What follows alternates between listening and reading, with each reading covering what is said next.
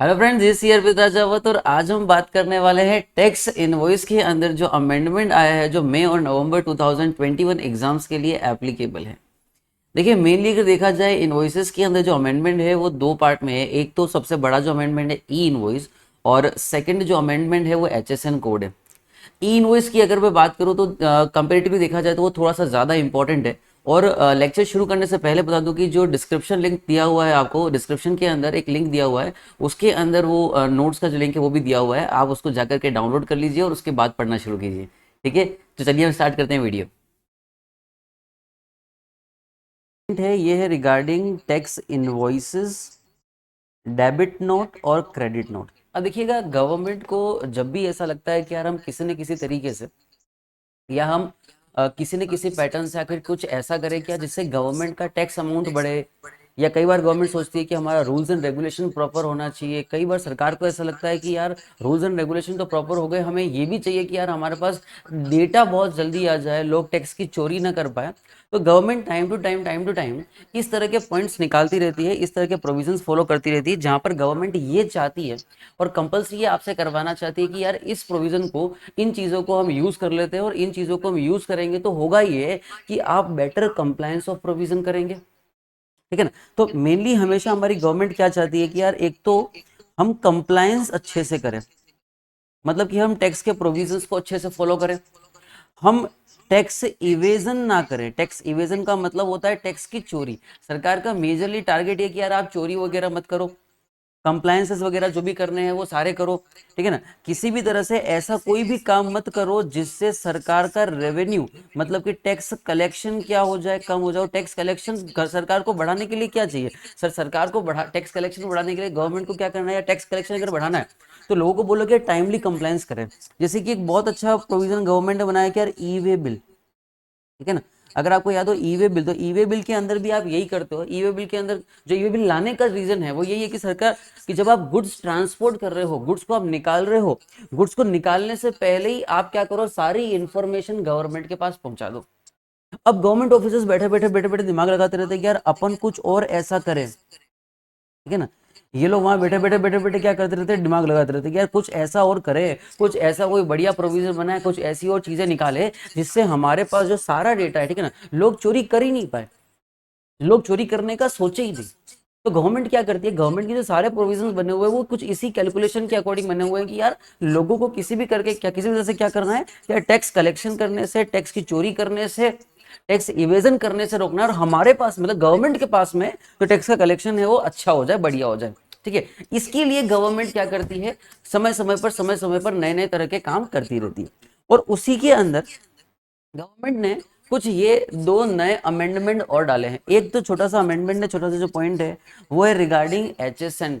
HSN का मतलब होता है हार्मोनाइज सिस्टम ऑफ नॉमेनक्लेचर। आप सब लोगों ने पढ़ा हुआ है कि हार्मोनाइज सिस्टम ऑफ नॉमेनक्लेचर क्या होता है। हार्मोनाइज सिस्टम ऑफ नॉमेनक्लेचर एक तरीका है, एक मेथड है, एक वे है जिसके अंदर सारे गुड्स, ठीक है ना, जितने भी सारे गुड्स जीएसटी के अंदर क्लासिफाई कर रखे हैं उन सबका डिस्क्रिप्शन कहाँ लिखा हुआ है, उन सबका डिस्क्रिप्शन एचएसएन कोड में दिया हुआ है। हार्मोनाइज सिस्टम ऑफ नॉमेनक्लेचर, वहां लिखा हुआ है कि सर ये गुड्स है तो इस गुड्स के ऊपर कितना टैक्स लगेगा, अच्छा ये वाला गुड्स है इसके ऊपर कौन सा रेट लगेगा। तो एक पूरी लिस्ट दी हुई है, उसको हम बोलते हैं एचएसएन कोड।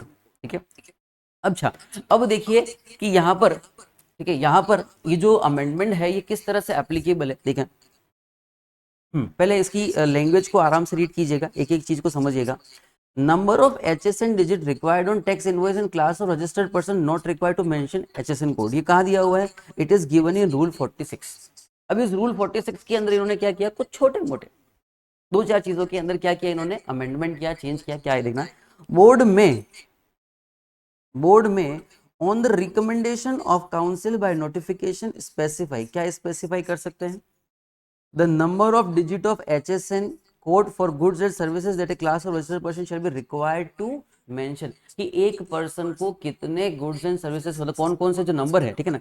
प्रैक्टिकली समझना कि आपका जो HSN कोड होता है, सॉरी, आपका जो HSN कोड होता है वो टोटल 8 डिजिट का है।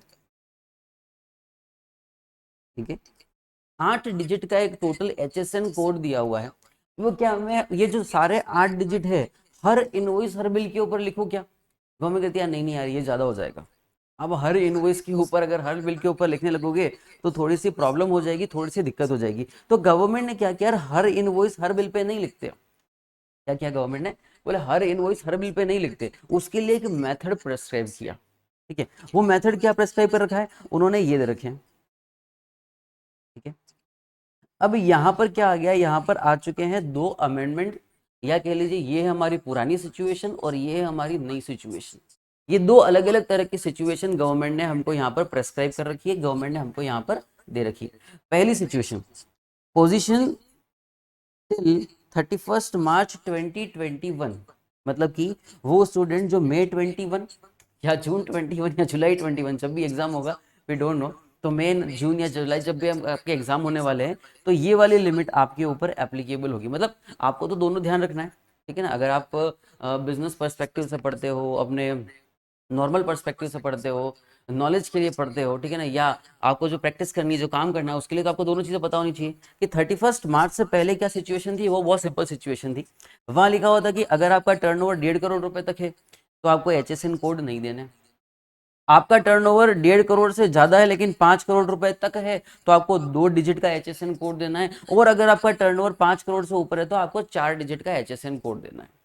ये स्कीम, ये तरीका, ये पहले से प्रेस्क्राइब कर रखा था, ये कब से मेंशन्ड है। अभी ये नया आया, ये नया है, ये अमेंडमेंट है, तो ये तो एप्लीकेबल है उनके लिए जिनका एग्जाम कब है, मई 21। अब समझना, हुआ क्या कि मान लो आपका मई में एग्जाम नहीं होता, हो सकता है आपका जून में नहीं होता, जुलाई में नहीं होता, अगस्त में नहीं होता, वापस नवंबर आ जाए, तो आपको ये नवंबर के अंदर पढ़ना पड़ेगा। और जो नवंबर वाले दे रहे हैं उनको तो यही पढ़ना है। विद इफेक्ट फ्रॉम 1 अप्रैल 2021, क्या अमेंडमेंट कर दिया कि अगर आपका टर्नओवर 5 करोड़ रुपए तक है, अगर आपका टर्नओवर 5 करोड़ रुपए तक है, तो आपकी बी टू बी सप्लाई में 4 डिजिट। अभी ये बोला बी टू बी क्या होता है, बी टू बी का मतलब समझना, इसका मतलब होता है business to business. Business to business का सिंपल मीनिंग है कि सर आपके पास भी जीएसटी आईएन है और आपके सामने वाले के पास भी जीएसटी आईएन है। जीएसटी आईएन को सब लोग समझते हो ना, जीएसटी आइडेंटिफिकेशन नंबर। जीएसटी मतलब क्या है, जीएसटी आईएन आइडेंटिफिकेशन नंबर, जिसको हम बोलते हैं नॉर्मल लैंग्वेज में रजिस्ट्रेशन नंबर, और सिंपल लैंग्वेज में हम इसको बोलते हैं आरसी। क्या बोलते हैं इसको अपन, आरसी। इसको हम बोलते हैं रजिस्ट्रेशन सर्टिफिकेट। ठीक है, तो अगर आपके पास में रजिस्ट्रेशन सर्टिफिकेट है और आप सामने वाले को भी दे रहे हो जिसके पास भी सर्टिफिकेट है, और आपका टर्नओवर अगर 5 करोड़ रुपए से कम है, तो आपको 4 डिजिट एचएसएन कोड मेंशन करना कंपलसरी है। लेकिन अगर मैं एक नॉर्मल कंज्यूमर को देता हूं, मान लो मैं गया बिग बाजार में और मैं बिग बाजार से शॉपिंग करके आया, अब मुझे बिग बाजार से जो शॉपिंग करके आया उसकी क्रेडिट थोड़ी लेनी, क्या, अरे नहीं यार उसका तो कोई काम करना, मेरा पर्सनल तो मेरे पास जीएसटी नंबर भी नहीं है, तो ठीक है सर आपको ऑप्शनल कर दिया। अब मुझे बताओ, जो चीज हमने ऑप्शनल कर दी, सोचो जो चीज हमने ऑप्शनल कर दी, जो चीज हम कंपलसरी कर ही नहीं रहे, वो कोई लोग फॉलो करेगा, कोई नहीं करेंगे, नहीं यार। तो सिंपल क्या हो गया कि B2C ट्रांजेक्शन कर रहे हो, क्या बोला, B2C, business to consumer transfer कर रहे हो, तो उसमें 5 करोड़ के टर्नओवर तक आपको एचएसएन कोड देने की रिक्वायरमेंट ही नहीं है। अच्छा, अगर आपका टर्नओवर 5 करोड़ से ज्यादा, 5 करोड़ तक है, तो आपको 4 डिजिट देने हैं। B2B के अंदर कितने देने हैं, बिजनेस टू बिजनेस के अंदर कितने देने हैं, 4 डिजिट आपको मेंशन करना कंपलसरी है। अच्छा, अगर आपका टर्नओवर 5 करोड़ से ऊपर हो जाता है, if your turnover is exceeding ₹5 crore, अगर आपका टर्नओवर 5 करोड़ से ऊपर हो जाता है, तो और B2B supply and B2C supply आपको 6 डिजिट मेंशन करने कंपलसरी है। तो ये तो बहुत बड़ा अमेंडमेंट आ गया। ठीक है ना, अब जो सारे जो बिलिंग फॉर्मेट है, ठीक है ना, प्रैक्टिकली हमें करना क्या होगा, प्रैक्टिकल लाइफ में जितने भी हमारे बिलिंग सॉफ्टवेयर है, जितने भी हमारी बिलिंग कैलकुलेशन है, उन सबको हमको क्या करना है, चेंज करना है। ठीक है ना, बिलिंग जो इन्वॉइसेस वगैरह है उन सबको क्या करना पड़ेगा, चेंज करना होगा। जहां भी आप एचएसएन कोड लिखते हो वहां पर आपको चेंज करना होगा, और ये सब आपको प्रेस्क्राइब करना पड़ेगा। ठीक है, तो सिंपल है, जो मई 21, जून 21, जुलाई 21 वाले स्टूडेंट है, उनके लिए up to 1.5 crore no HSN code, 1.5 crore से 5 करोड़ तक 2 डिजिट, 5 करोड़ से ऊपर तक 4 डिजिट। जिनका टर्नओवर इससे ज्यादा है, जिनका टर्नओवर या 1 अप्रैल के बाद में आ रहे हैं, जो 1 अप्रैल के बाद में आएंगे उन डिजिट पर, उन इनवॉइसेस पर क्या करना है कि अगर आपका टर्नओवर 5 करोड़ रुपए तक है, अगर आपका टर्नओवर 5 करोड़ रुपए तक है और बिजनेस टू बिजनेस करते हो तो 4 डिजिट लिखने हैं, लिखने ही लिखने हैं, ठीक है ना। और B2C सप्लाई पर आपको इनवॉइस, आपको कुछ भी लिखने की जरूरत नहीं है। B2C पर आपको कुछ भी लिखने की जरूरत नहीं है, ठीक है। चलिए अगला देखिएगा, 5 करोड़ से ऊपर आएगा तो आपको 6 डिजिट लिखना compulsory. So that is a small amendment, बहुत छोटा सा अमेंडमेंट है, ठीक है, बहुत ज्यादा कोई चेंजेस नहीं है। As mentioned above, a registered person having aggregate turnover up to 5 crore in the previous financial year has been exempted from the requirement of mentioning HSN code in the manner specified in a tax invoice issued by him under the said rule in respect of supply made to unregistered person, ठीक है। मतलब कि एक businessman अगर उसका turnover 5 crore रुपए तक है, अगर उसका टर्नओवर 5 करोड़ रुपए तक है और वो अनरजिस्टर्ड को देता है, किसको देता है, अगर वो अनरजिस्टर्ड को देता है तो not required for,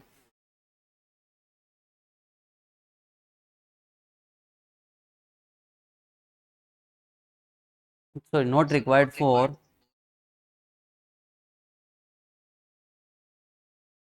HSN code. Sir आपको HSN कोड लिखने की रिक्वायरमेंट नहीं है। ये पोजीशन कब आई, ध्यान समझना है, पोजीशन आई है फ्रॉम और विद इफेक्ट फ्रॉम 1 अप्रैल 2021, 1 अप्रैल 2021 से ये आई है, ठीक है ना। चलिए अब देखिए, ये तो बहुत स्मॉल सा अमेंडमेंट है, ठीक है ना, ठीक है, इतना ज़्यादा बड़ा चेंज नहीं है। हाँ ठीक है, हमें इन्वॉइसेस वगैरह को चेंज करना पड़ेगा, लेकिन अगर मुझसे पूछा जाए कि सर कोई बहुत बड़ा अमेंडमेंट, ठीक है, और वो बहुत कोई ज़बरदस्त अमेंडमेंट कोई हुआ है, तो वो है सर ये ई इन्वॉइसिंग। अभी तक आप लोगों ने नाम सुना है ई वे बिल, अभी तक आप लोगों ने ई वे बिल के प्रोविजन को देखा है कि यार ये बहुत ज़बरदस्त प्रोविजन है, माल के मूवमेंट से पहले ही, हम क्या बोलते हैं, वहां बोलते हैं कि सर माल के मूवमेंट से पहले ही मेरे को जो सारी डिटेल है वो सारी डिटेल वहां पर सबमिट करनी पड़ेगी और ये कंपलसरी बेसिस पर मेरे को सबमिट करनी पड़ेगी। अब यार ये तो बहुत जबरदस्त पॉइंट हो गया है कि गुड्स का मूवमेंट से पहले ही मुझे क्या करना पड़ता है, ई इनवॉइस बनाना पड़ता है और ई वे बिल जनरेट करना पड़ता है। अभी ये उससे भी भारी प्रोविजन है।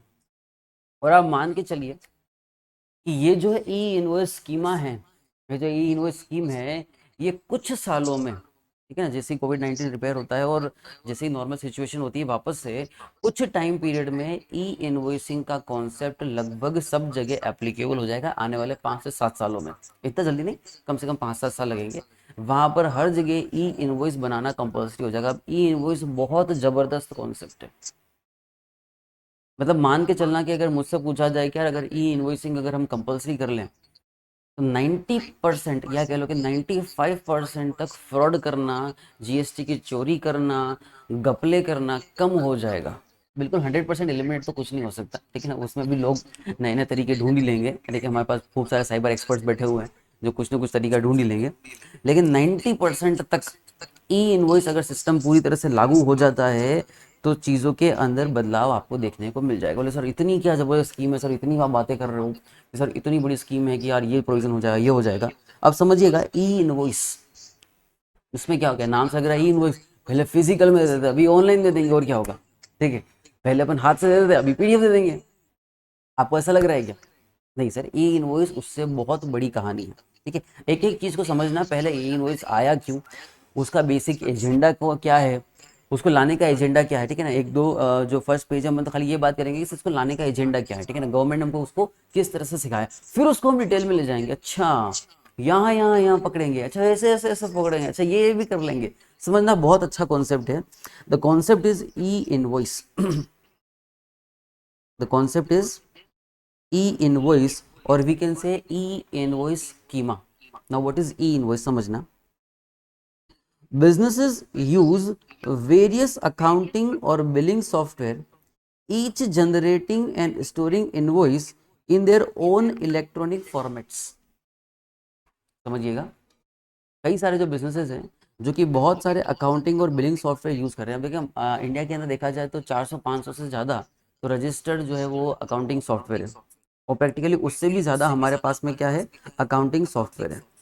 ठीक है, तो हमारे पास खूब सारे अकाउंटिंग सॉफ्टवेयर है। अब हर अकाउंटिंग सॉफ्टवेयर अपना अलग अलग तरह का बिल जनरेट करता है, and this different formats are neither understood by GST system nor by system of the supplier receiver.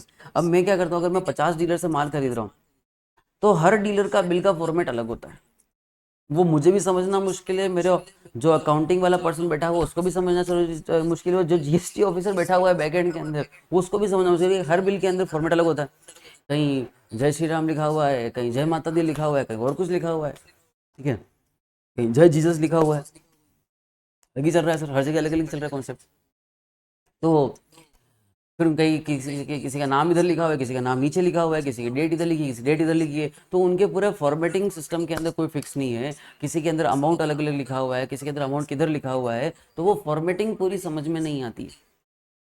ठीक है, और सबसे बड़ी मुश्किल बात क्या है कि वो हम तो फिर भी देख करके समझ जाते हैं, but that is not machine readable. उसमें होता क्या समझना, वो अच्छा समझना कि आजकल अभी की जो प्रैक्टिकल अकाउंटिंग होती है उस अकाउंटिंग के अंदर होता क्या है और उसको हम कैसे दूर करने वाले हैं। आज की प्रेजेंट जो अकाउंटिंग है वो क्या सिस्टम है, ठीक है, आप समझिएगा पहले प्रेजेंट अकाउंटिंग सिस्टम को, कि आज का हमारा जो अकाउंटिंग सिस्टम है वो क्या है।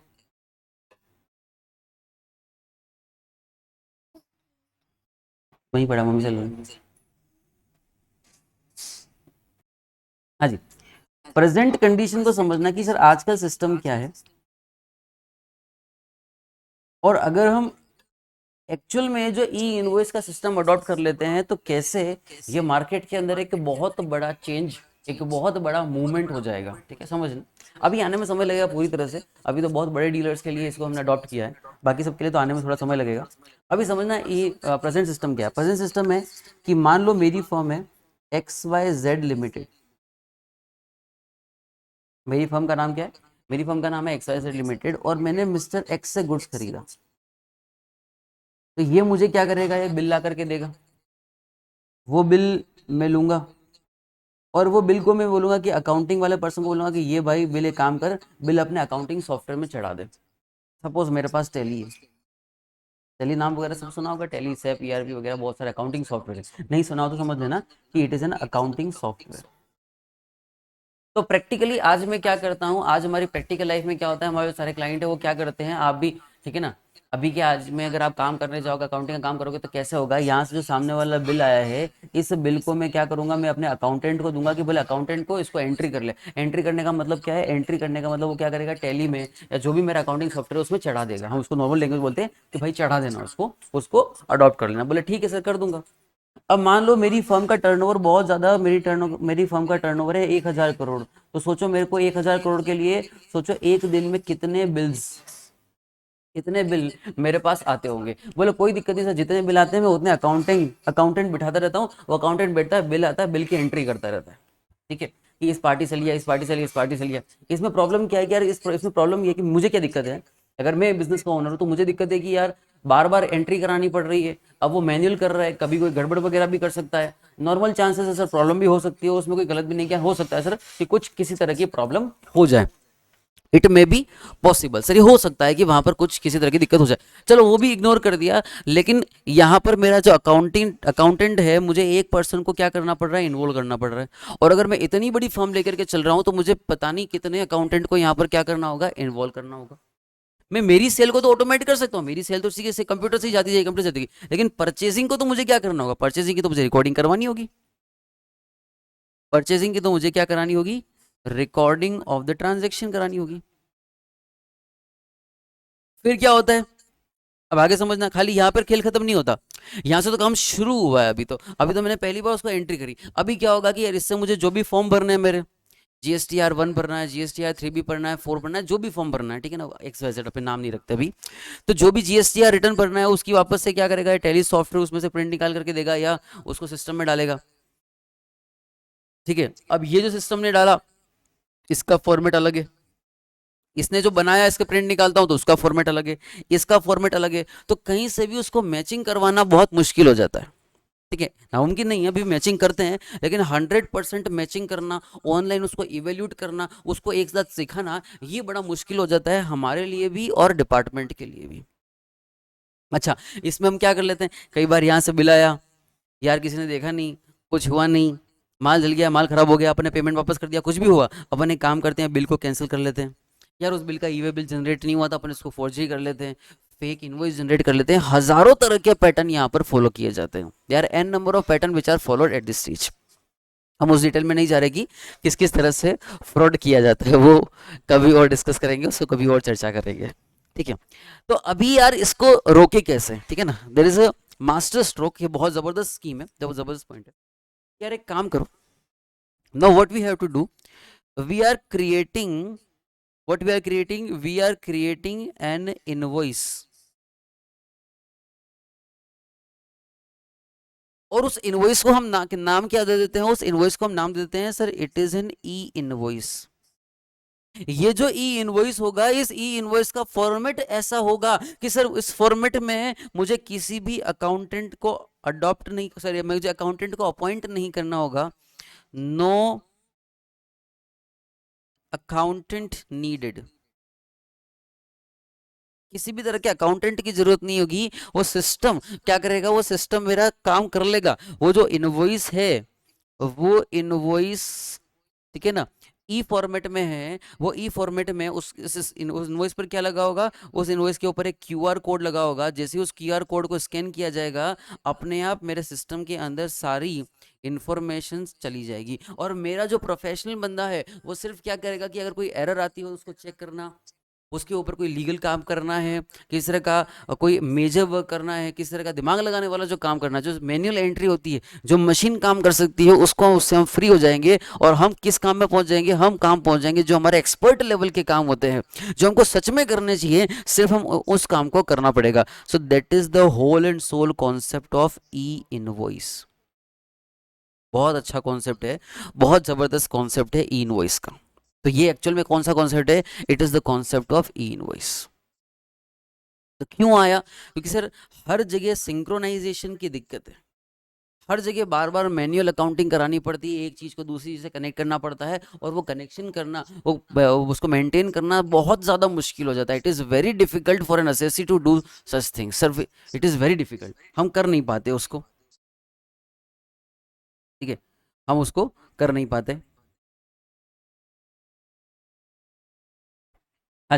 तो प्रैक्टिकली देखा जाए तो ई इनवॉइस जो कॉन्सेप्ट है, ई इनवॉइस जो पॉइंट है, वो क्या करेगा, वो आने वाले समय में किसी भी तरह का फेक इनवॉइस क्रिएट करना, किसी तरह का फॉर्जरी करना, ठीक है, गलत काम करना, टैक्स की चोरी करना, इन मामलों को कई हद तक कम कर देगा। देखो 100% एलिमिनेट तो कुछ नहीं हो सकता, लेकिन हाँ कई हद तक ये हो जाएगा। लेकिन आप सोचो कि जिस देश में अभी तक हमें जो वैक्सीन का स्लॉट बुक करना हो उसमें इतनी दिक्कत हो रही हो, जिस देश में अभी तक हम ऑक्सीजन तक नहीं पहुंचा पा रहे हो, ठीक है ना, वहां पर क्या इतनी आसानी से सिस्टम इंप्लीमेंट करा था, ई वे बिल में लोगों को कितनी दिक्कत आती है, जीएसटी रजिस्ट्रेशन कराने में लोगों को कितनी दिक्कत आती है आज भी, तो क्या एकदम से इतना पॉसिबल है, नहीं सर।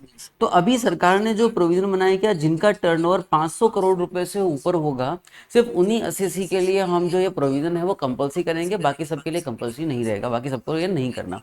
लेकिन मानिए कि चलिए कि जैसे जैसे समय बीतता जाएगा, जैसे जैसे पॉइंट आगे बढ़ता जाएगा, जैसे समय निकलता जाएगा, वैसे वैसे गवर्नमेंट धीरे धीरे धीरे, अगर उनको स्कीम बहुत अच्छी लगी, और जैसा कि लग रहा है स्कीम को पढ़ने पर, क्या स्कीम तो बहुत अच्छी होती है, पढ़ने में तो हमेशा अच्छी लगती है, ठीक है ना, और अगर इम्प्लीमेंटेशन भी अच्छा हो गया, सरकार को लग रहा है कि हाँ यहाँ से टैक्स की चोरी करना रुक सकता है, तो आने वाले कुछ समय में सारे इन्वॉइसेस जो हैं वो क्या कर दिए जाएंगे, ई इनवॉइस। अब ध्यान रखना, खाली ई इनवॉइस का मतलब ये नहीं है कि आपने ऑनलाइन बना दिया, आपको इनवॉइस को बनाना पड़ेगा, इनवॉइस को आपको पोर्टल पर रजिस्टर्ड करना पड़ेगा, जीएसटी के पोर्टल पर रजिस्टर्ड करना होगा, उस जीएसटी के पोर्टल से क्यूआर कोड आएगा, और उस क्यूआर कोड को लगा हुआ आपको इनवॉइस देना पड़ेगा। काम वैसे 2 मिनट में हो जाएगा, सिस्टम जो है वो काम आपका मुश्किल से 1 या 2 मिनट में कर लेगा, जितनी ज़्यादा तेजी से ना स्लॉट बुक होता है, जैसे जैसे एप्लीकेशन पे आप काम करते हो उतनी तेजी से काम हो जाएगा, लेकिन प्रोसेस तो वो ला चुके हैं। तो अभी उन्होंने ये अच्छा किया कि एकदम से सबके ऊपर कंपल्सरी नहीं कर लिया, अभी कंपल्सरी से वो उनके लिए किया जिनका टर्नओवर 500 करोड़ रुपए से ऊपर हो, ठीक है। अभी हम इसको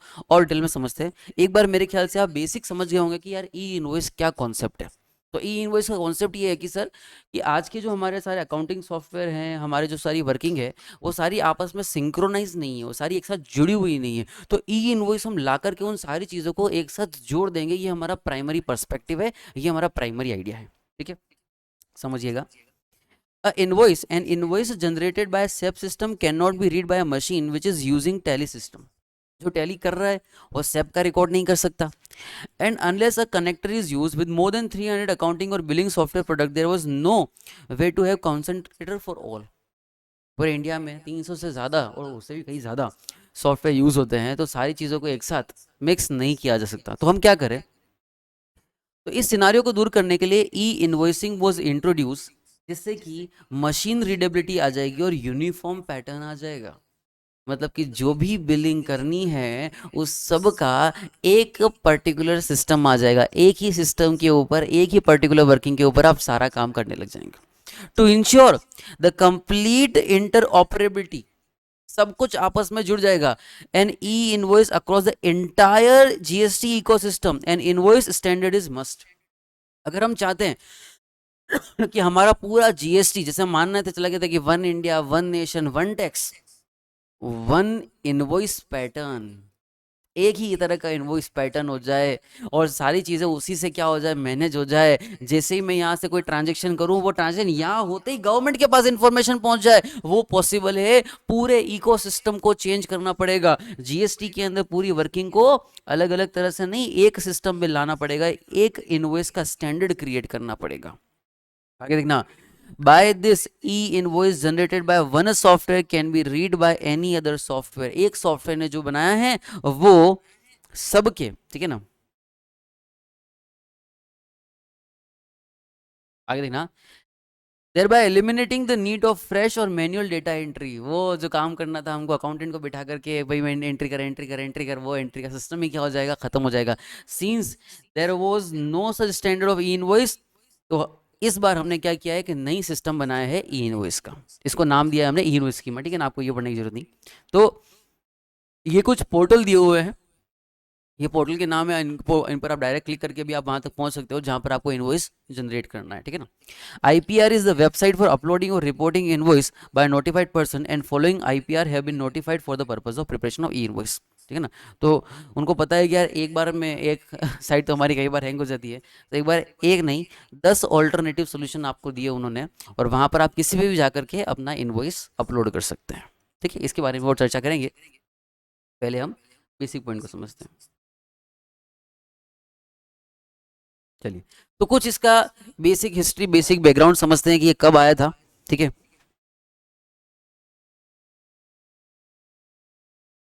अच्छा, ये ध्यान रखिएगा कि ये जो ई इनवॉइस के जो प्रोविजन है ये मई 21 से एप्लीकेबल है.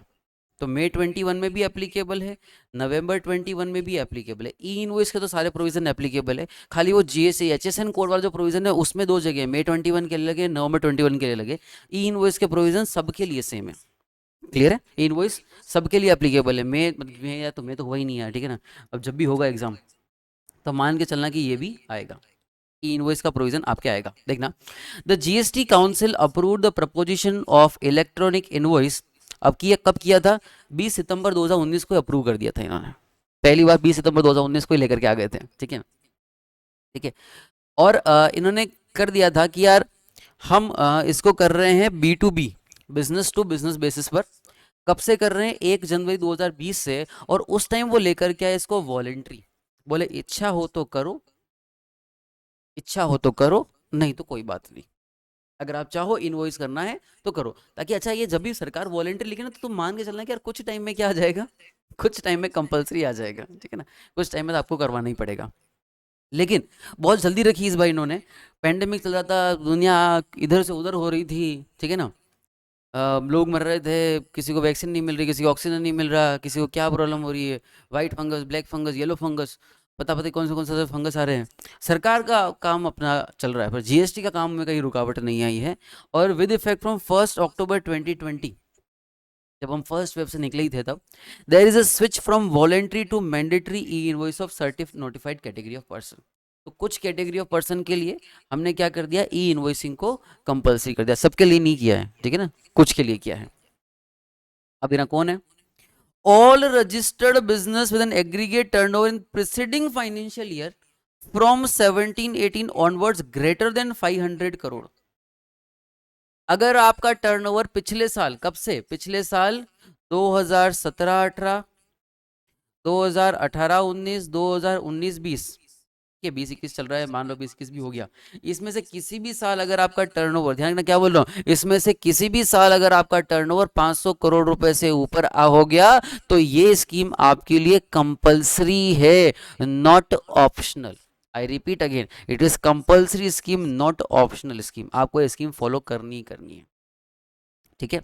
तो ये वापस से इन्होंने कुछ और समझाया कि ई इनवॉइस क्या है, क्यों है, ठीक है ना। देखना, E invoicing is not generation of invoice by government portal. Government portal से इनवॉइस जनरेट नहीं हो रहा, इनवॉइस तो आप ही जनरेट करोगे।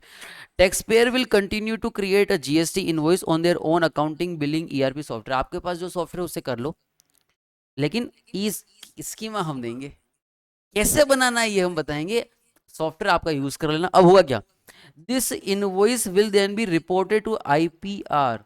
आप इनवॉइस रजिस्ट्रेशन पोर्टल पर डालोगे। पोर्टल किधर है, इधर है, इधर है, इधर है।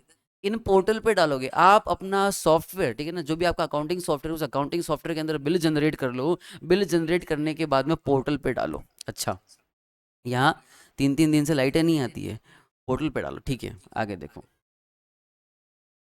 Digitally sign it. फिर क्या करो, रुको, फिर डिजिटली उसको साइन करो, क्योंकि 500 करोड़ से कंपनी का टर्न ओवर है तो एमडी तो बैठा नहीं होगा, तो जो भी आपको डिजिटल साइन होगा। And return the E invoice to the supplier. Supplier को वापस से ले लो। GST invoice will be valid only with the valid IRN. आपके पास वैलिड आईआरएन होना चाहिए। Presently invoices, credit note, debit notes when issued by notified person to a registered person, मतलब B to B, for the purpose of export are covered under E invoice. तो हमने सबको cover कर लिया, invoices को भी कवर कर लिया, आपके डेबिट नोट, क्रेडिट नोट को भी कवर कर लिया। जो भी आप बी टू बी सप्लाई करोगे उन सब के आपको ई इनवॉइस जनरेट करने हैं। यूं नहीं खाली इनवॉइस का, इनवॉइस हो गया, एक्सपोर्ट करने वाला डॉक्यूमेंट हो गया, आपका डेबिट नोट हो गया, क्रेडिट नोट हो गया, सबके लिए इक्वली एप्लीकेबल कर दिया अगर आपका टर्नओवर 500 करोड़ रुपए से ज्यादा है। दो, different document are covered for ease of reference, ठीक है, उसको हम आगे समझते हैं। अब पहला पॉइंट समझते हैं कि यार किसके लिए कंपलसरी है। वैसे आप समझ चुके हो, आप खुद बताइए किसके लिए कंपलसरी है। वो फर्म्स, वो ऑर्गेनाइजेशन, वो रजिस्टर्ड पर्सन, हम बोलते हैं क्या है, हम बोलते हैं रजिस्टर्ड पर्सन। वो रजिस्टर्ड पर्सन जिसका टर्नओवर 2017, 18, 18, 19, 19, 20 या 20, 21 में 500 करोड़ रुपए से ज्यादा हुआ हो, उनके लिए कंपलसरी है कि जब भी वो बी टू बी ट्रांजेक्शन करे, बिजनेस टू बिजनेस करे, सामने वाले के पास भी जीएसटी होना चाहिए, तब तब उनको क्या करना है, तब उनको ई इनवॉइस जनरेट करना है। ई इनवॉइस जनरेट करने का तब बिल खुद बनाना है, उनके पोर्टल पर डालना है, उससे एक रेफरेंस नंबर डालना आएगा, उससे क्यूआर कोड आएगा, उस वापस उस बिल को, नए वाले बिल को आपको देना है। 10, presently such notified person are not required allowed to B to C वालों के लिए अभी नहीं किया, बिजनेस टू कंज्यूमर को अभी तक नहीं किया, बी टू बी को इन्वॉल्व किया, मतलब बड़ी फर्म्स बड़े लेवल पर जो ट्रांजेक्शन कर रही अभी उनको पकड़ा है। धीरे धीरे देखो होता है क्या, आगे आगे देखो होता है क्या। अगला, क्या ई इनवॉइस आरसीएम में भी एप्लीकेबल है। आरसीएम सबको पता है ना, रिवर्स चार्ज मैकेनिज्म। तो सर क्या रिवर्स चार्ज मैकेनिज्म में भी एप्लीकेबल है क्या, बोले yes sir, reverse charge mechanism में भी ये एप्लीकेबल है। If the invoice issued by notified person in respect of supply made by him on which tax is payable under RCM, then e invoicing is applicable. चाहे tax देने वाला कोई हो, invoice तो बेटा आप जनरेट कर रहे हो ना, जो इनवॉइस जनरेट कर रहा है अगर उसका टर्नओवर 500 करोड़ रुपए से ऊपर है, आई रिपीट अगेन, जो इनवॉइस इशू कर रहा है उसका टर्नओवर अगर 500 करोड़ रुपए से ऊपर है, तो चाहे आरसीएम हो, चाहे नॉर्मल सप्लाई हो, मतलब चाहे फॉरवर्ड सप्लाई हो, चाहे आरसीएम हो, आपका ई इनवॉइस का कॉन्सेप्ट वहां पर एप्लीकेबल होगा, ठीक है। ऊपर वाले पॉइंट का एग्जांपल देखना, अ टैक्स पेयर, मान लो एक एडवोकेट की फर्म है, having an aggregate turnover more than 500 crore. मान लो कोई बड़े एडवोकेट की फर्म है, ठीक है ना, अपन तो छोटे मोटे में आते हैं, बड़े एडवोकेट्स की फर्म है और उसका टर्नओवर 500 करोड़ रुपए से ऊपर है, याद आया एडवोकेट्स, अगर आपने उसे पढ़ा है याद है, अगर एडवोकेट वाला पॉइंट था, किस में आता है एडवोकेट वाला point, RCM reverse charge mechanism में आता है। Is supplying service to a company who will be discharging tax liability as recipient under RCM, such invoice have to be reported by such taxpayer since it is a notified person or to IPR। तो उस person को ई invoice generate करना पड़ेगा। मतलब क्योंकि वो firm का turnover कितना हो गया, 500 करोड़ से ऊपर हो गया, इसका मतलब उनको भी इनवॉइस जनरेट करना है। ई इनवॉइस जनरेट करेगा, वो इनवॉइस तो बना ही दे ऑब्वियसली, ई इनवॉइस भी उनको बनाना है। मना ही नहीं है सर, बनाना पड़ेगा, मना नहीं कर सकते, बनाना पड़ेगा इनवॉइस। ठीक है, चलिए। तो अभी तक का पॉइंट क्लियर है कि सर ई इनवॉइस सरकार लेकर के आई, टैक्स की चोरी नहीं हो। किसके लिए एप्लीकेबल है? अगर आपका टर्नओवर 500 करोड़ रुपए से ऊपर होता है। कब है? जब आप बी टू बी सप्लाई करते हो, बी टू सी में अभी तक नहीं आया है। कुछ पर्सन को हम आगे जाकर के एग्जम्प्ट करेंगे, वो बात अलग है। मेरे ख्याल से यहाँ तक पॉइंट समझ में आ गया। कुछ हम इनको एग्जाम करेंगे। On the other hand, where specified category of person of supplies are received by notified person from unregistered person or through import of service, e-invoicing doesn't arise, not applicable। जब सामने वाला पर्सन जो कि unregistered है तो ये वैसे ही applicable नहीं होगा। वैसे हम समझ चुके हैं सर कि जब बी टू बी ट्रांजेक्शन होता है, मतलब एक रजिस्टर्ड पर्सन दूसरे रजिस्टर्ड पर्सन को देता है, तभी आपका जो है वो ई इनवॉइस वाला पॉइंट एप्लीकेबल है। यस, IRR, बिल्कुल बिल्कुल बिल्कुल, मोदी जी ने सही कहा। ठीक है, चलिए। तो सर बात ये है, या कह लो अभी तक का जो प्रोविजन है वो ये कहता है कि जो नोटिफाइड पर्सन, वो ध्यान सुना, जो नोटिफाइड पर्सन, ठीक है ना, 500 करोड़ से ऊपर का टर्नओवर रखते हैं, उन सब के लिए इनवॉइसिंग को ई इनवॉइसिंग करना गवर्नमेंट ने कंपलसरी कर रखा है। ठीक है, चलिए। अब सर ई इनवॉइसिंग आने से क्या एडवांटेज होगा? अरे यार सर, इसको आप नहीं पढ़ाओ तो भी हम समझ गए, सरकार को टैक्स की चोरी रोकनी है, सबको सिंक्रिवाइज करना है, आपस में जोड़ना है। अब मैं नहीं पढ़ाऊँ फिर भी समझ चुका हूँ, तो मैंने इसका एक अच्छा फॉर्मेट बना करके दिया है। पॉइंट को डिटेल में भी समझाऊंगा, रुको। सबसे पहला हमको जो देख के लग रहा है कि यार इससे फेक इनवॉइस नहीं बनेंगे। ऑब्वियसली यार, कौन, ठीक है ना, कौन पर्सन ऐसा होगा जो एक फेक इनवॉइस बनाएगा और फेक इनवॉइस को बना करके पोर्टल पर रजिस्टर्ड कराएगा?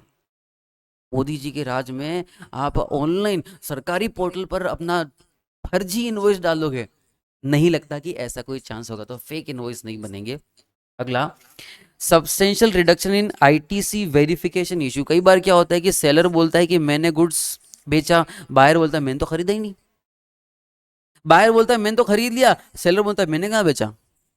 और ऐसा एक्चुअली इंटेंशनली नहीं होता, कई बार अनइंटेंशनली भी हो जाता है। लेकिन जब सब कुछ उस क्यूआर कोड से हो जाएगा, सब कुछ पोर्टल पर हो जाएगा, सेलिंग करने के समय ही सब ऑनलाइन लिखा हुआ होगा, तो सर किसी भी तरह की गड़बड़ी वहां पर नहीं होगी। One time reporting, one time, और इसको मैं कहूं ऑन टाइम रिकॉर्डिंग। एक ही बार रिकॉर्डिंग करनी पड़ेगी, एक ही जगह रिकॉर्डिंग करनी पड़ेगी, और सारी जगह पर अपने आप वो डेटा सिंक्रोनाइज हो जाएगा। E-way bill can be generated using E invoice data. सब कुछ जनरेट हो जाएगा उससे। अब आपको उसको बायर में की इन्फो, अगर आप बायर हो उसमें डालना है, सेलर हो आपको उसमें डालना है, तो सब कुछ ऑटोमेटिकली वहां से क्या करेंगे, सारी इन्फॉर्मेशन ले लेंगे। ठीक है, वैसे भी अगर आप इतनी बड़ी कंपनी हो तो फेक इन्वॉइसेस बनाओगे, चांसेस थोड़ा कम होता है, तो उनके लिए कोई दिक्कत नहीं है। ये प्रॉब्लम कब आएगी? ये प्रॉब्लम हो सकती है आज से 5 साल बाद, आज से 7 साल बाद, जब आप ई इनवॉइस को क्या कर देंगे, जब हम ई इनवॉइस को सबके लिए कंपल्सरी कर देंगे। कोई छोटा मोटा किराने वाला भी है, उसको माल बेचने से पहले बोलेंगे मेरा इनवॉइस बना, पोर्टल पे डाल, और फिर 1 रुपए की माचिस सेल करना, तब जाकर के बहुत बड़ा इशू आ जाएगा। अगला, real time tracking of invoice prepared by the supplier.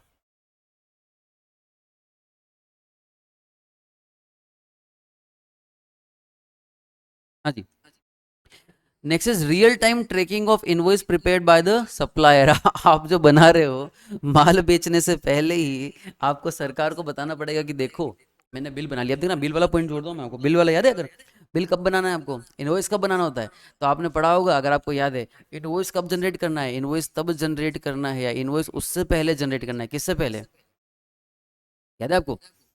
Invoice कब जनरेट करना है आपको?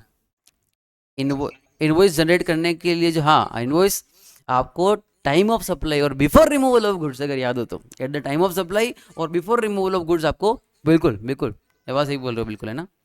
तो आपको क्या करना, जनरेट करना जरूरी है, इनवॉइस जनरेट करना कंपलसरी है। Yes, very good, very good. हाँ जी, चलिए, इन्हीं 5 पॉइंट को हम डिटेल में पढ़ लेते हैं। चाहो डिटेल में पढ़ लो, चाहो पढ़ नहीं पढ़ो तो भी चलेगा, लेकिन मैं एक बार पढ़ा देता हूँ।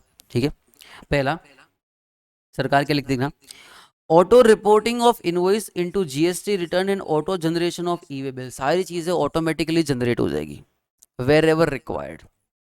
Under E invoice business has to report the B2B invoice data only once in the E invoice form. एक ही बार आपको डेटाबेस जनरेट करना है, एक ही बार आपको बिल जनरेट करना होगा, बाकी सब लोगों को लिए आसान हो जाएगा.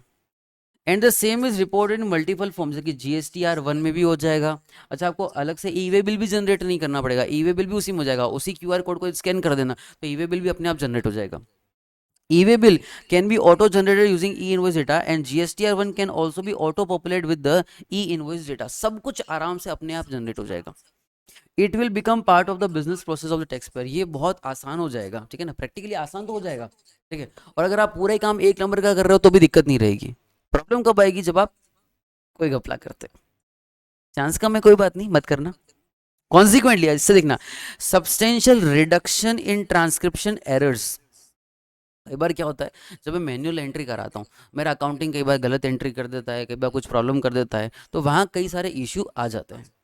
लेकिन जब मैं यहाँ काम करने लगूंगा, जब क्योंकि सर हम बेचने से पहले ही मैं तो इनवॉइस जनरेट कर रहा हूँ, तो उसको सामने वाला भी चेक कर रहा है, मैं भी चेक कर रहा हूँ, खुद देने वाला चेक कर रहा है, तो वो जो एरर होती है, जो गलतियाँ होती है, वो क्या हो जाएगी, खत्म हो जाएगी. As same data will be reported to tax department as well as to the buyer to prepare him inward supplies register. On the receipt of information through GST system, buyer can do reconcile the purchase order. अब आप सीधा उसको है ना, उसको भी आप data भेज दो, उसको भी मोबाइल पे देख लो, वो भी देख लेगा, अच्छा आ गया. उसके भी GST पोर्टल पर भी वो क्या हो जाएगा, डेटा चढ़ जाएगा. और GST पोर्टल पे भी मैच कर सकता, अच्छा मैंने यहाँ से परचेस करी, आपको पता नहीं चलेगा, GST वाले को पहले ही मालूम चल जाएगा. तो गवर्नमेंट एक्चुअली देखा, अगर आप इसको लॉजिकली समझो, तो गवर्नमेंट आपको हर उस जगह से पकड़ रही है जहां पर वो पकड़ सकती है. गवर्नमेंट आपको हर उस जगह ट्रेस कर रही है जहां से वो ट्रेस कर सकती है, क्योंकि सरकार का सबसे ज्यादा जो रेवेन्यू देने वाला कोई डिपार्टमेंट है, दैट इज GST डिपार्टमेंट, ठीक है ना. इसलिए government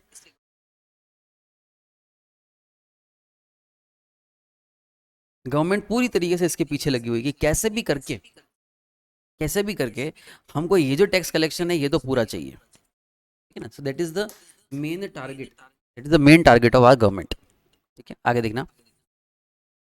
it will facilitate standardization and interoperability leading to reduction in disputes among transacting parties, improve payment cycle. अच्छा, ये समझना कि सेलर बोलेगा देखो भैया मैंने आपको भेज दिया था, वो बोले कब बेचा था, वो देखो आपके पोर्टल पर लिखा हुआ आ रहा है, और सब कुछ डेटा ऑनलाइन चढ़ा हुआ है, तो पेमेंट साइकिल फास्ट हो जाएगी. बिजनेस करने का तरीका ही प्रैक्टिकली कहना चाहता है, प्रैक्टिकली ये जो पूरा पैराग्राफ है, पॉइंट नंबर 3 कहना चाहता है कि बिजनेस करने का तरीका ही बिल्कुल बदल जाएगा. Way of doing business will be change by this. ठीक है, इंप्रूव पेमेंट साइकिल हो जाएगा, reduction of processing cost and thereby greater improving overall business efficiency बहुत तेजी से बढ़ जाएगी. ठीक है, अगला, a complete trail of B2B, business to business की पूरी डिटेल, कौन सा ट्रांजैक्शन किया था, कब किया था, किसके साथ किया था, ये सारी चीजें सरकार के पास में चली जाएगी.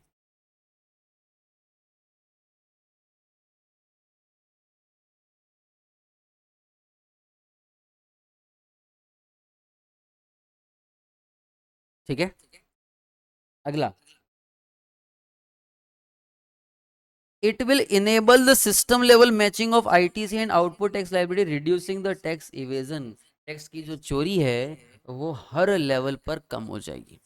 जीरो नहीं कह रहा हूँ, इसलिए कह रहा हूँ कम हो जाएगी, खत्म नहीं होगी. ठीक है, कुछ ना कुछ तरीका ढूंढ ही लेते हैं लोग. अगला, E invoice will eliminate the fake invoice का सिस्टम ही क्या हो जाएगा, खत्म हो जाएगा.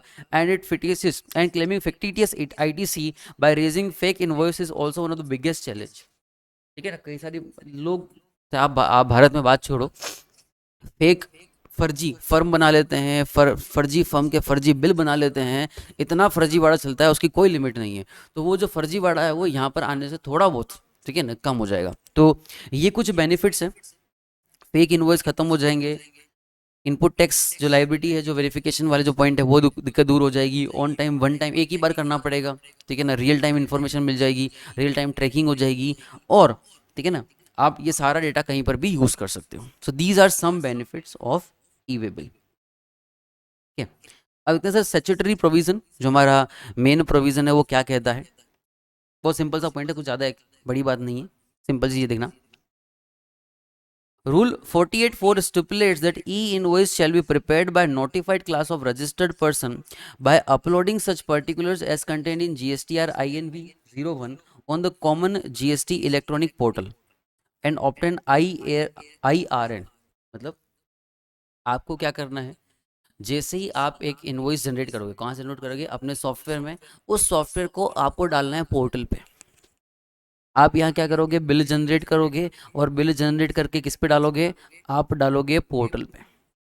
जो आपने इधर पोर्टल पे डाला है, उस पोर्टल से आपको एक IRN नंबर जनरेट होगा, इनवॉइस रेफरेंस नंबर जनरेट होगा, prescribe manner subject to prescribe condition, जो भी कंडीशन होगी। ये जो IRN है, इस IRN, ये IRN यूनिक होगा, वो एक बिल का एक ही IRN नंबर होगा। तो सोचो, एक तो मैं क्या करता था, लोग क्या करते थे, सिंपल तरीका होता, लोग क्या करते बताओ, को क्या करते थे कि यार टैक्स की चोरी करनी है, ठीक है ना, तो बिल बुक छपा ली। कोई आएगा तो देखेगा बिल बुक है, बिल बुक है कि नहीं, है। कैसे छपाते थे, 1001 से 1100 तक की बिल बुक छपा ली, ठीक है। फिर 1101 से 1200 की छपा ली, मान लो 2 बिल बुक छपाई। अब क्या होता है, मान लो ये बिल बुक खत्म हो गई, किसी ने देखा क्या, नहीं, किसी ने सुना क्या, नहीं, ये बिल बुक फाड़ के जला दो, फिर वापस से बिल बुक बना लो, कौन सी, 1001 से 1100। सोचो, क्या इस तरह का काम, इस तरह का ट्रांजैक्शन कुछ भी पॉसिबल होगा क्या। अरे अभी तो हम बात कर रहे हैं कि सर वो जो ट्रांजैक्शन का 500 करोड़ से ऊपर है, लेकिन कुछ टाइम में जो ट्रांजैक्शन है, अगर छोटे मोटे ट्रांजैक्शन वालों को भी मैंने कवर कर लिया, तो क्या इस तरह का कोई भी फेक इनवॉइस बनाना पॉसिबल होगा क्या। No sir. अगर ई इनवॉइसिंग का कॉन्सेप्ट जैसा इसमें लिखा हुआ है, जैसा बुक्स में लिखा हुआ है, वैसा प्रैक्टिकली एप्लीकेबल हो जाता है, तो शायद टैक्स की चोरी करना इंडिया में बहुत ज़्यादा मुश्किल हो जाएगा, नामुमकिन हो जाएगा। आगे देखिएगा। However, the commissioner may, on the recommendation of council, by notification exempt a person। आगे पढ़ा रहा हूँ, ठीक है, ध्यान रखना है, आगे पढ़ा रहा हूँ कि एग्जाम्शन किसके लिए होता है, एग्जाम्शन भी आएगा, पढ़ेंगे अपन, ठीक है। तो सरकार ने कुछ लोगों को क्या कर रखा है, एग्जाम्ट कर रखा है, भैया तुमको ई इनवॉइस नहीं बनाना, हम लोग छोटे लोग जो है उनको बना लेंगे।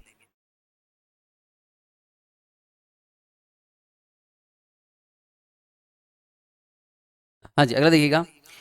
Every invoice issued by any person in any manner other than specified in the rule this shall not be treated as invoice where e-invoicing is applicable there is no need to issue। अच्छा, हम पढ़ते थे कि यार अगर आप supplier of goods है तो आपको ट्रिप्लिकेट बनाने हैं, ओरिजिनल फॉर बायर, फिर एक सेलर के लिए और एक कंसाइनमेंट के लिए, अगर आप सर्विस प्रोवाइडर हो तो दो डिजिट बनाने हैं। यहाँ ऐसा कुछ नहीं करना, यहाँ ओनली ऑनलाइन, ऑनलाइन के बाद तो उसकी फिजिकल कॉपी भी नहीं चाहिए, वो PDF अगर आप दिखा देना सब काम हो जाएगा, कुछ भी नहीं चाहिए।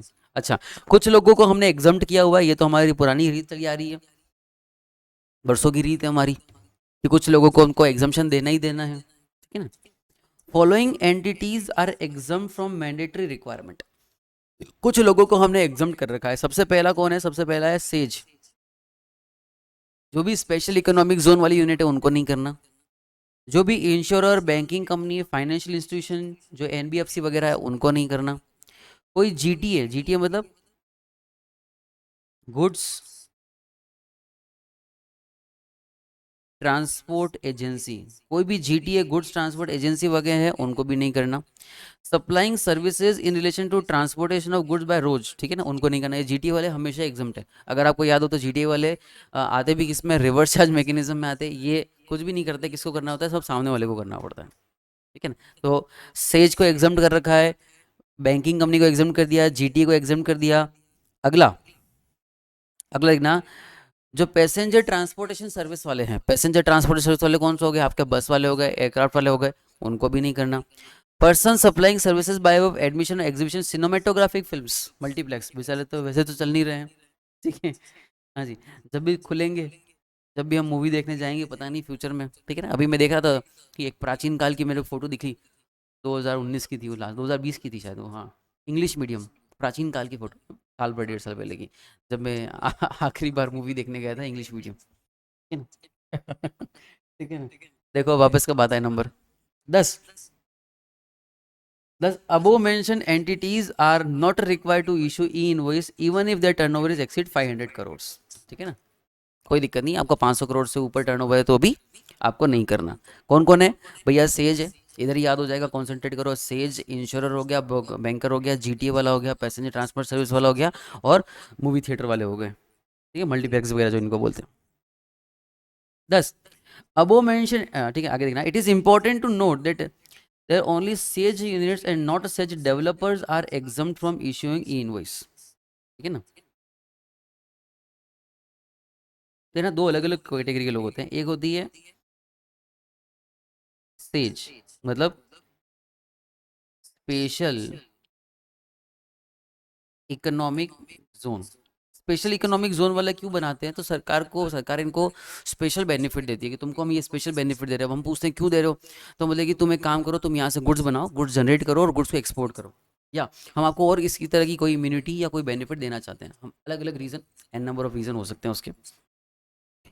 अब वो कह रहा है कि जब वो एसईजी के अंदर है, स्पेशल इकोनॉमिक जोन के अंदर है, तो वो किसी भी तरह का गुड्स वगैरह क्या कर सकते हैं? सप्लाई कर सकते हैं, ठीक है।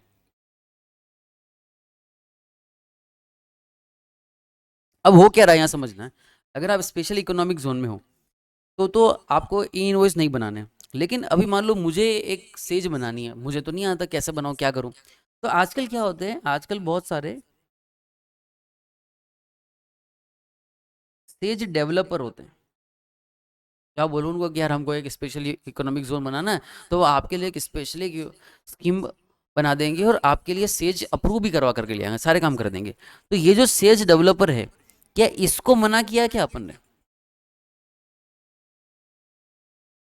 इसको, ठीक है ना।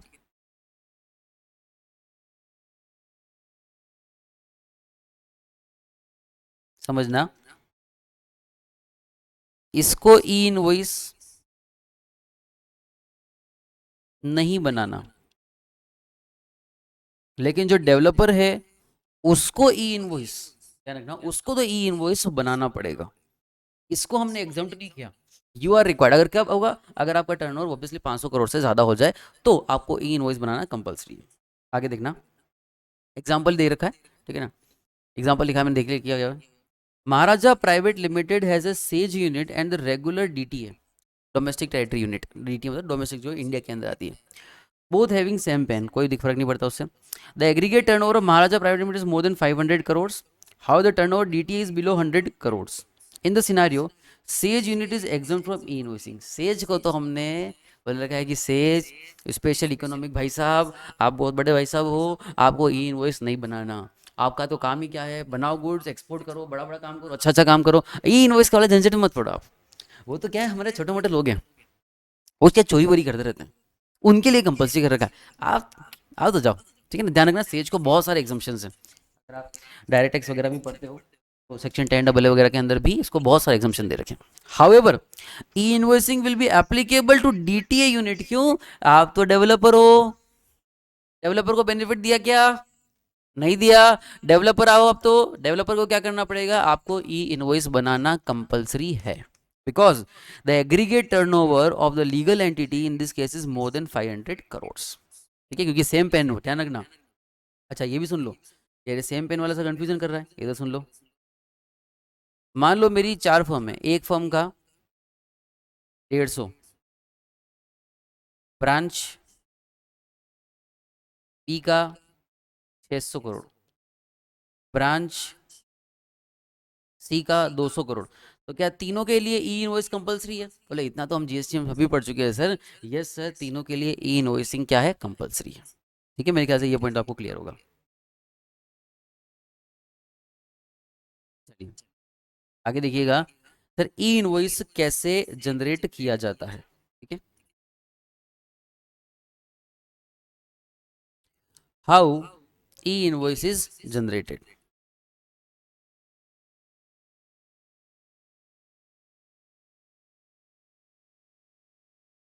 देखना, first thing, the taxpayer first prepares and generate his invoice using his own ERP accounting billing system और manual system, ठीक है।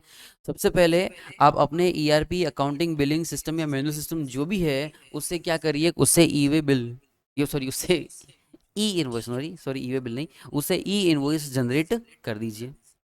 The invoice must confirm that E invoice schema, बस जो भी आपका स्टैंडर्ड फॉर्मेट है वो फॉलो कर दिया हो।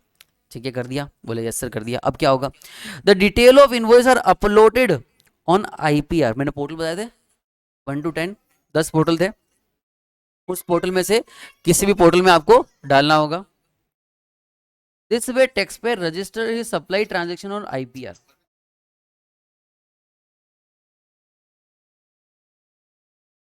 हाँ जी, तो आपको मैंने 10 पोर्टल बताए थे, ठीक है ना, ये पोर्टल, इस पोर्टल में से किसी भी पोर्टल पर जाकर के आप अपने बिल को क्या कर दीजिए, इनवॉइस को क्या कर दीजिए, वहां पर अपलोड कर दीजिए। ठीक है, आगे देखिएगा, IPR returns the E invoice with unique invoice reference number. जैसे ही वहां पर आप अपलोड करेंगे, वापस से एक फाइल जनरेट होगी, वो फाइल होगी आपकी आईआरएन, उसमें एक स्पेसिफिक इनवॉइस रेफरेंस नंबर दिया होगा। ठीक है, after digitally signing the E invoice and adding A QR code, अब आपको क्या डालना है, यहाँ पर एक क्यूआर कोड डालना है, स्पेसिफिक क्यूआर कोड जनरेटर होता है। ठीक है ना, क्यूआर कोड सब जानते हो ना, सब लोगों ने देखा होगा मेरे ख्याल से। क्यूआर कोड कैसा होता है, कुछ इस तरह का क्यूआर कोड होता है। ठीक है ना, आप सब लोगों ने पेटीएम वगैरह यूज़ किया है, या जीपे वगैरह यूज़ किया है, या आपने कोई रिचार्ज वगैरह कराया, तो हर आजकल हर शॉप पर क्या लगा रहता है, आजकल तो फ्रूट्स वाले भी क्यूआर कोड रखते हैं, आप उसको क्यूआर कोड को स्कैन करके पेमेंट कर देते हो। तो वही क्यूआर कोड, हर क्यूआर कोड, एक बिल पर एक क्यूआर कोड डालना होगा, तो ताकि उस क्यूआर कोड से हम क्या कर सके, उसको चेक कर सकें। ठीक है, अगर ना, then the supplier share e invoice with the receiver along with the QR code. अब क्या कीजिए, अब आप उसको एक इनवॉइस को शेयर कर दीजिए, उसको पीडीएफ भेज दीजिए, व्हाट्सअप कर दीजिए, मेल कर दीजिए, जो भी करना हो कर दीजिए। ये आपका ई इनवॉइस जनरेट हो गया। तो कुछ नहीं करना, सबसे पहले आपके सॉफ्टवेयर से स्पेसिफिक फॉर्मेट में जमा होगा। तो टैली वगैरह जो भी अकाउंटिंग सॉफ्टवेयर वो सब अपडेटेड हो चुके हैं। वो जैसे ई वे बिल बनेगा, ई वे बिल बन के जाएगा पोर्टल के ऊपर, पोर्टल से फाइल आपने अपलोड कर दी, फिर वापस से डाउनलोड होगी, उसमें एक स्पेसिफिक आईआरएन नंबर आएगा, और वो जो नंबर है वो सब के लिए वो स्पेसिफिक रहेगा। हर बिल के लिए वो क्या रहता है, स्पेसिफिक, अलग अलग रहता है, डिफरेंट रहता है, वो सेम नहीं रहता, अलग अलग रहता है। उसके ऊपर आपको क्या ऐड करना है, उसके आपको रिजल्ट साइन करने हैं, या और उसके साथ में क्या ऐड करना है, क्यूआर कोड करना है, और फिर उसको किसको देना है, रिसीवर को देना है। तो इतनी लंबी एक कैलकुलेशन, इतनी प्रक्रिया देती।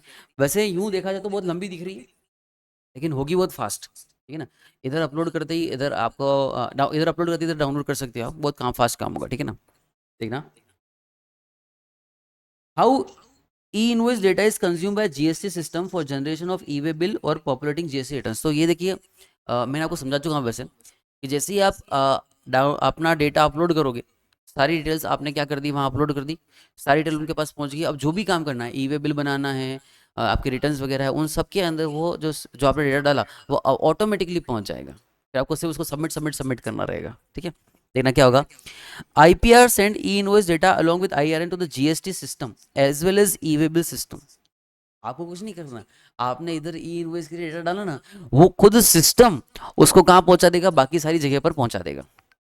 The GST system will auto populate them in GSTR1 of the supplier and GSTR2A of the respective receiver with source marked as e-invoice। IRN data will also be shown in GSTR1 2 है। ठीक है ना, GSTR1 है, GSTR2 है, यहाँ पर भी है, GSTR1 है, GSTR2 है, जहां पर भी है वहां पर सब जगह अपने आप इंफॉर्मेशन सबमिट हो जाएगी। ठीक है, उसी के साथ देखना, the E invoice schema includes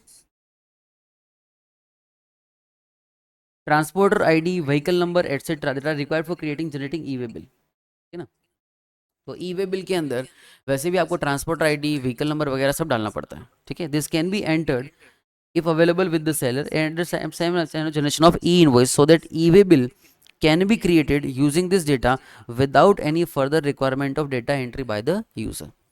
आपको कुछ नहीं करना, आपका जो ई-वे बिल है वो भी जनरेट हो जाएगा, जीएसटी के जो नॉर्मल रिटर्न है उनका जो डेटा है वो भी जनरेट हो जाएगा, सब कुछ डेटा ऑटोमेटिकली पॉपुलेट हो जाएगा। तो प्रैक्टिकली हम करना यही चाह रहे हैं, प्रैक्टिकली बात ही है, प्रैक्टिकली हमारा टारगेट ही यही है कि हम सारी चीज़ों को आपस में सिंक्रोनाइज कर लें, जो मैंने फर्स्ट आपको बताया था। ठीक है, the e-invoice reporting software already allowed reporting of e-invoice and generation of e-way bill with the same data। ठीक है, चलिए अगला, क्या मैं इसको कैंसिल या अमेंड कर सकता हूँ?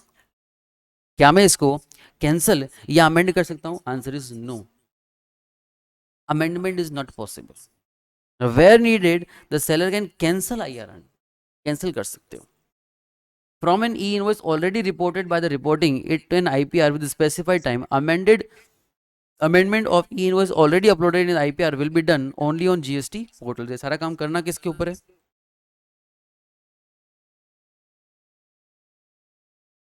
ये सारा काम करना GST पोर्टल के ऊपर ही है।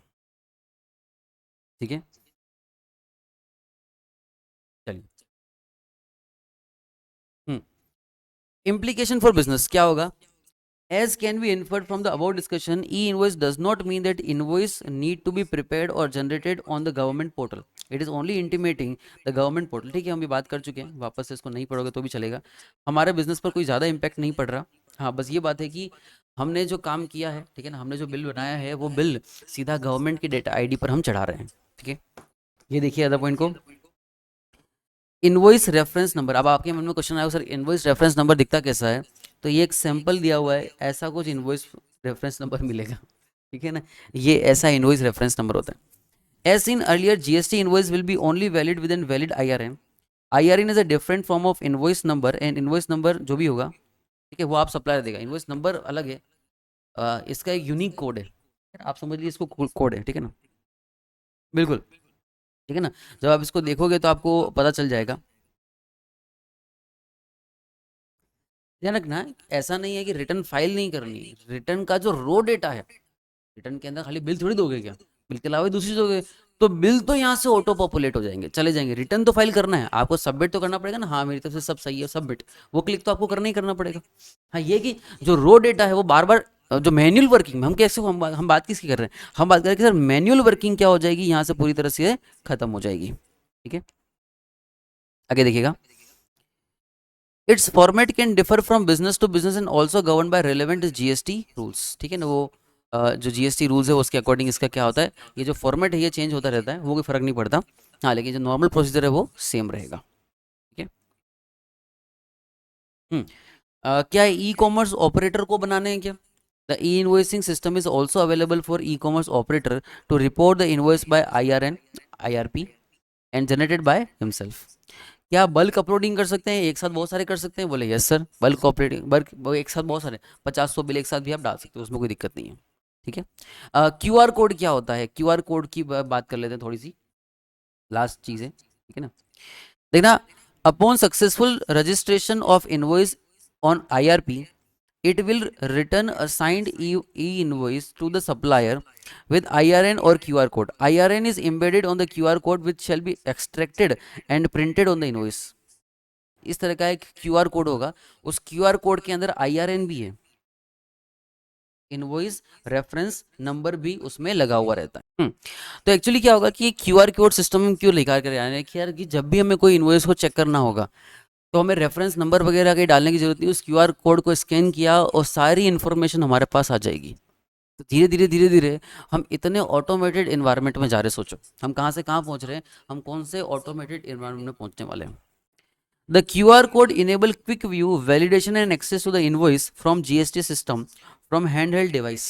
तो QR स्कैनर होगा, ठीक है ना, तो आप कोई सा भी चौराहा क्रॉस करोगे, कुछ भी क्रॉस करोगे ना, तो फट से वो ई इनवॉइस को आप पूछेगा, इनवॉइस आप मोबाइल से दिखा देना, वो सामने वाला पुलिस ऑफिसर भी अपना मोबाइल खोलेगा, QR कोड स्कैन करेगा, बोले हाँ यार हो गया, चलो स्कैन हो गया अब निकलो। ठीक है ना, और उससे भी आगे नया सिस्टम आएगा कि आपके जो व्हीकल वगैरह होंगे उनकी उन्हीं के ऊपर ट्रैकिंग सिस्टम लगा होगा, QR कोड वही चिपका दो। ठीक है ना, और जो ऊपर जो आपके ये टोल नाका वगैरह होते हैं वहां पर ही वो QR कोड को भी स्कैन कर लेंगे, तो सब कुछ इतने डिजिटल फॉर्म में चला जाएगा। The digitally signed QR code will have a unique IRN which can be verified on the central portal as well as by the offline application of the officer। This will help for tax officer checking in the invoice offline on the roadside where internet may not be available। ठीक है, हाँ, तो जब अगर वो print out form में भी होगा, अगर इंटरनेट वगैरह नहीं है तो वो उससे आप पोर्टल वगैरह पे चेक कर लेंगे। ठीक है, क्योंकि अभी भी हम इतने डायनेमिक सिस्टम पे तो पहुंचे नहीं है। हम्म,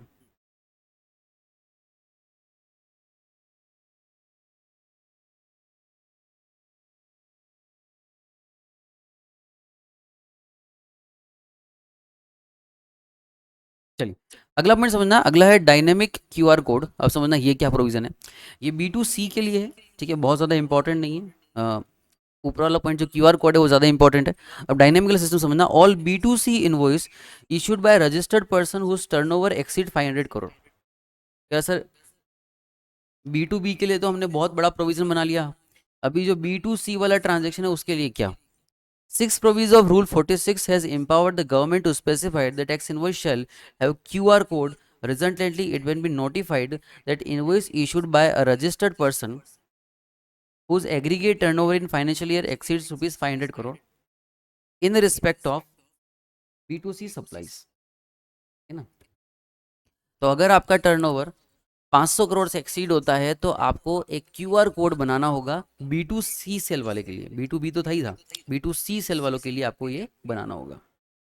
आगे देखना, the dynamic quick response code may be available to buyer by such registered person through digital display and shall be deemed to having QR code for the purpose of this provision is to enable and encourage digital payment where buyer can scan the dynamic QR code and make payment to the mobile wallet directly। तो वैसे भी sir यार आज ये 500 करोड़ वाले से ऊपर के लिए प्रोविजन बना रहे हैं आजकल, हर फल वाला, ठीक है ना, किराने वाला, मेडिकल वाला, सभी अपने घर अपनी शॉप के बाहर वो क्यूआर कोड रखते हैं, आप स्कैन कर दो, पेमेंट कर दो।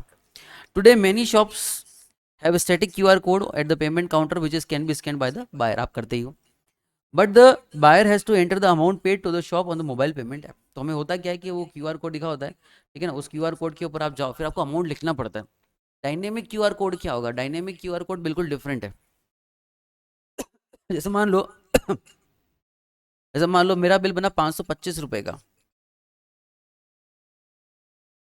मिस्टर ए का बिल कितना बना 525 रुपए का, तो मेरा एक डायनेमिक, मेरा एक स्पेशल क्यूआर कोड आएगा,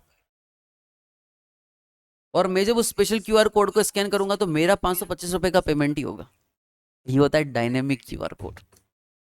आजकल आप जाते हो वो कौन सा होता है, वो स्टैटिक डायनामिक कोड होता है, क्यूआर कोड होता है। ये हर पर्सन के लिए अलग से जनरेट होगा। तो होगा क्या, फ्यूचर में जब शॉपिंग करने जाओगे, जैसे शॉपिंग कर लोगे, फिर आप लोगे बिल, बोलेगे बिल बिल क्या, ये क्यूआर कोड स्कैन करो। आप स्कैन करोगे, आपका पूरा बिल आपके मोबाइल पे दिख जाएगा, आपके आईपैड पे दिख जाएगा, आपकी घड़ी पे दिख जाएगा, आपके गूगल ग्लास आ रहे हैं उन पे दिख जाएगा, वो आपको बिल पूरा वहाँ दिख जाएगा। तो that will be the digital environment. तो उसकी तैयारी हम आज से कर रहे हैं, आएगा तो वो कुछ समय बाद, लेकिन तैयारी हम आज से कर रहे हैं। The dynamic QR code on the hand will have the payment detail and thus scan and pay in one go is possible. This has no relevance or applicability of e-invoice in respect of B2B supplies। ठीक है, B2B का कोई फर्क नहीं पड़ रहा, ये B2C supply के लिए इनको मेंटेन करना होगा। तो आई होप आपको ये वाला जो पूरा पॉइंट है समझ में आ गया होगा। नहीं, उसमें आप अमाउंट, हाँ ये ध्यान रखना कि डायनेमिक क्यूआर कोड में आप अमाउंट चेंज वगैरह भी नहीं कर सकते, वो एक स्पेसिफिक आपका जो इनवॉइस है उसी के लिए आएगा, ठीक है।